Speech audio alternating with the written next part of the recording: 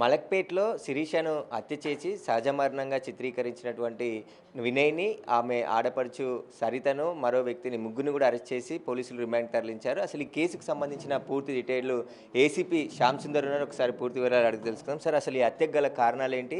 ఎందుకు శిరీషను హత్య చేశారు? ఈ హత్యకు గల కారణాలు యాజ్ పర్ ది మా ఇన్వెస్టిగేషన్ పాయింట్ ఆఫ్ వ్యూలో వచ్చినటువంటి ఇప్పటివరకు వచ్చినటువంటి ఈ సీక్వెన్స్ ఆఫ్ సాక్ష్యం, ఎవరైతే చనిపోయిందో శ్రీమతి శిరీష, ఆమె యాక్చువల్గా బీఎస్సీ నర్సు జాయిన్ చేసిన తర్వాత ఆమె ఫస్ట్ హాస్పిటల్లో అడ్మిట్ కావటం, హాస్పిటల్ సన్ రైజ్ హాస్పిటల్ మన హైదరాబాద్ దగ్గర ఫస్ట్ హాస్పిటల్ మన నర్సుగా జాయిన్ కావడం జరిగింది.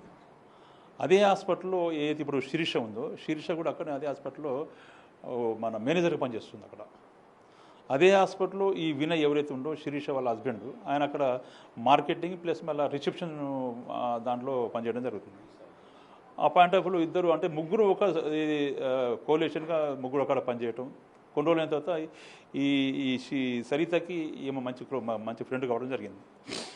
దాని పాయింట్ ఆఫ్ వ్యూలో ఈమెకి పూర్వపరాలు అడిగితే నాకు ఎవరు అన్న చెప్పిన తర్వాత సరే తమ్ముడు కూడా మ్యారేజ్ కాకున్నాడు, మరి మా తమ్ముడికి మ్యారేజ్ చేసుకుంటాం అని చెప్పని ఆమె అడిగిన తర్వాత కొన్ని రోజుల టైం తీసుకొని ఆమె దాన్ని యాక్సెప్ట్ చేయడం జరిగింది.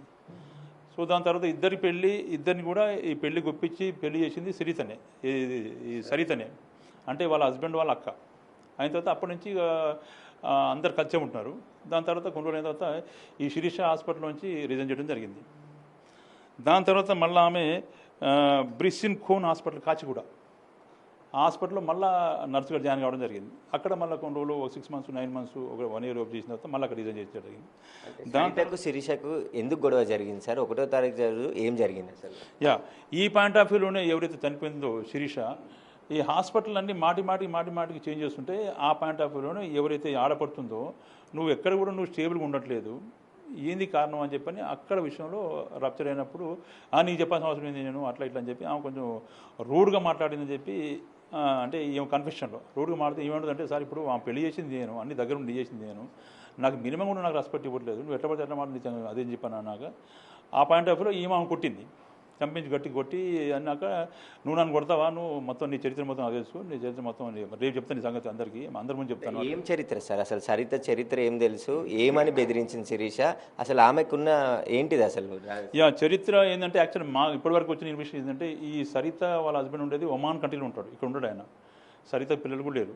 అయితే ఈమె పనిచేసి దగ్గర బహుశా మరి ఈమె ప్రీవియస్ హిస్టరీ అది ఇన్వెస్టిగేషన్ నడుస్తుంది. ఇన్వెస్టిగేషన్ ఏంటంటే ఈమె మొత్తం సీడీఆర్ పెట్టినాం కాబట్టి ఈమె ఎవరితో లింక్ అప్ ఉందా అని మొత్తం కూడా తీసుకున్నాం. ఇల్లీగల్ రిలేషన్ పెట్టుకుందా అంటే దాదాపుగా ఆమె వర్షన్ ప్రకారము రేపొద్దున నీ చరిత్ర మొత్తం చెప్తా అంటే మీనింగ్ అంటే అదే వస్తుంది. కాబట్టి ఆ పాయింట్ ఆఫ్ వ్యూలోనే ఏమంతా సీరియస్ తీసుకొని ఖచ్చితంగా రేపొద్దున తెల్లవారినాక నా గురించి ఏం చెప్తుందని ఉద్దేశంతో ఈమె ఆమెని తీసేసిందని మేము భావిస్తున్నాం.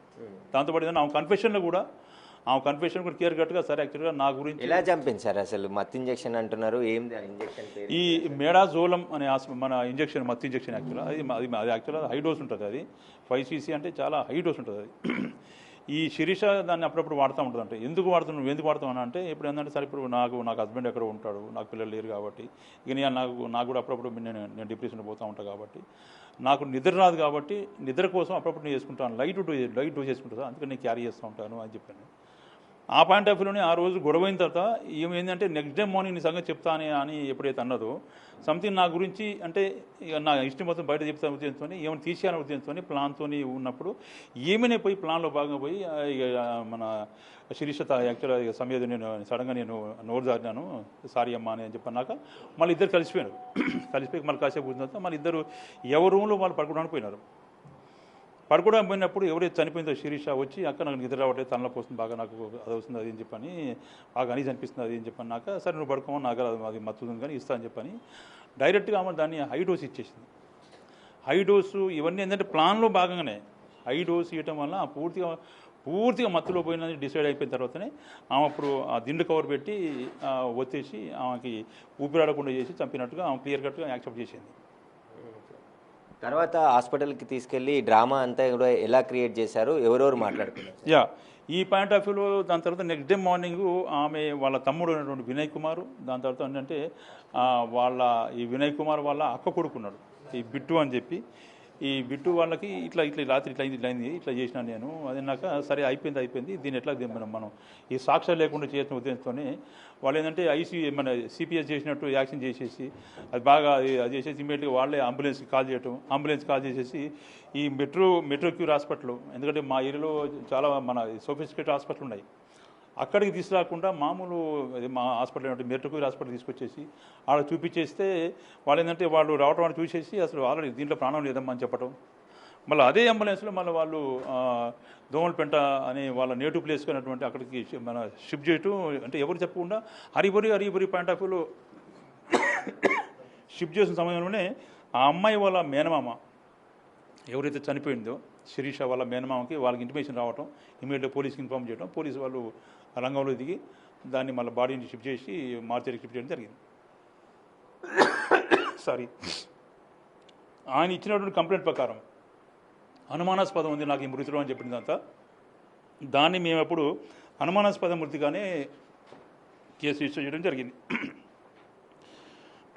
నెక్స్ట్ డే మార్నింగ్ పోస్ట్ మార్టంలో డాక్టర్ ఇచ్చిందంటే సార్ ఇది సహజ మరణం కాదు ఈ మరణం మీద 100% డౌట్స్ ఉండే సార్ అంటే ఏం డౌట్స్ అంటే ఇక్కడ గొంతు బిసినట్టు కనబడుతుంది తర్వాత మళ్ళీ దిండుతో వచ్చినట్టు కనబడుతుంది మళ్ళీ ఊపిరాకుండా చేసినట్టు కనబడుతుంది అంటే అదే రాసివ్వండి సార్ అంటే ఆయన అదే రాసి బేసింగ్ అందట్టు మీ ఇమీడియట్గా మీ section murder case section order చేసేసి వాళ్ళని ఈరోజు వాళ్ళు డిమాండ్ చేయడం జరుగుతుంది. మొత్తం ఎంతమందిని అరెస్ట్ చేశారు సార్? ముగ్గురు.